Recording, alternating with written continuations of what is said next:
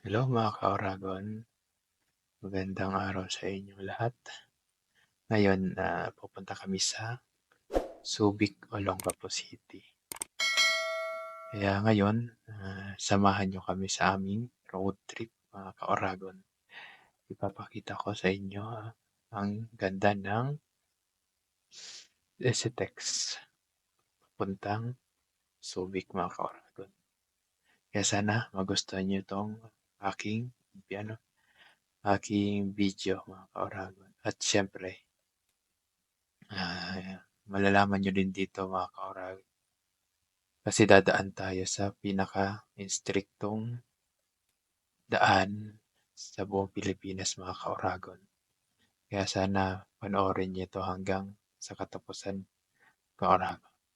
Kaya tara kaOragon. Enjoy watching mga kaOragon. Bye!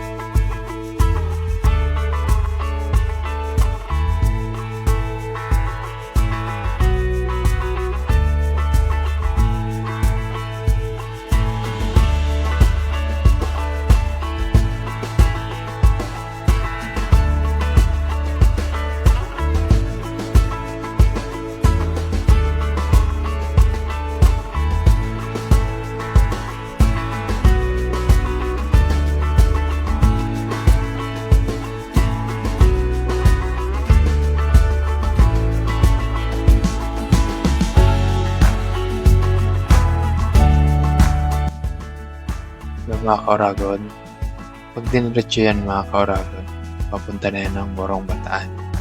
And dahil pupunta tayo ng Subic, kakanan tayo mga kaOragon dito. Kaya mga kaOragon, paalala lang, once na pumasok na kayo dito sa Subic, dapat talagang mag-ingat kayo kasi mahigpit dito ang batas trapiko mga kaOragon. Kasi may mga nakabantay dito mga kaOragon sa gilid, and may mga CCTV din dito. Pinapatupad kasi nila dito mga kaOragon, stop and go, para kung mauna ka sa intersection mga kaOragon, kamawan. Pero pag mahuli ka, dapat paunahin mo yung nauna sa'yo. Kahit walang nakabantay kaOragon, kasi may nakaabang na CCTV dyan mga kaOragon, kaya talagang mag-ingat lang. Tapos dito mga kaOragon, so pagdaan namin, may nagbanggaan kaOragon, bus ng Victory Liner, tsaka ng sasakyan mga kaOragon. Ingat-ingat lang mga kaOragon sa pagdadrive, lalo na pag pagod na kaOragon, pahinga muna tayo mga konsepal. Buti na lang mga kaOragon, hindi masyado malala, kasi kung malala talaga. Tapos yun, ulitin ko lang kaOragon. Dito kaOragon, paalala kung first time ka dadaan dito sa Subic, dapat kaOragon, dahan-dahan na lang dito. Dapat yung speed limit mo dapat nasa 40 km per hour, mga ganyan. Tapos pag may nakita kayong intersection o mga palikot mo, hanggat maaari tumigil na lang kayo. Kahit wala sasakyan kaOragon, tumigil na lang para wala problema, kasi mahal din yung pagtubos dito kaOragon. Kaya hanggat maaari dahan-dahan, kasi kahit mahina, mabagal naman kayo, makakarating naman kayo na pupunta. Yan, enjoy mga kaOragon. Bye bye.